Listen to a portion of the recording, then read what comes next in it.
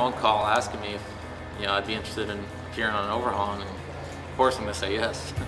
And I just got an email and kind of was like, okay, Overhaulin, and it was kind of a surprise for me. I jumped at the opportunity, and like I said, I feel privileged to be here. Yeah, it's a 63 Nova, and I guess they're going to slam it down a little bit, do a two-tone paint job on it, probably throw some pearls. It's going to be white on the bottom, probably a little pearly or creamy, and then red on the top. To tell you the truth, I've never worked on a vehicle that's 80s or older, so it's something new to me, and it's a welcome change. When Lennon, Mark, and Juan came in and they helped us with the 63 Nova, I just have to tell you that their energy was unbelievable. Right now, we're still in the process of stripping all the paint down, bringing the car down to bare metal.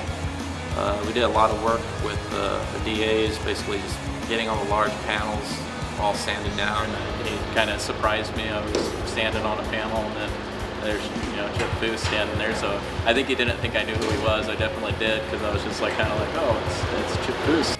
They actually stripped that car by hand and got it done in just like a day and a half. Just a lot of the meticulous stuff, a lot of the nooks and cranny stuff. So a lot of sanding by hand, raw fingertips. And I love that energy. Just, yeah, we're gonna get this done, and boom, they got on it, they got it done, and saved us a lot of time. And just watching Chip, he took out a rotten section. Just getting to see these guys work and trying to learn and take as much from them as possible is the best part about it. I'm going to absorb it all and apply it in my life and in my career. It's like you watch the show, you don't really get a true appreciation of just how much hard work actually goes into these cars. I mean, it's not easy, and they make it look a lot easier than it is as well.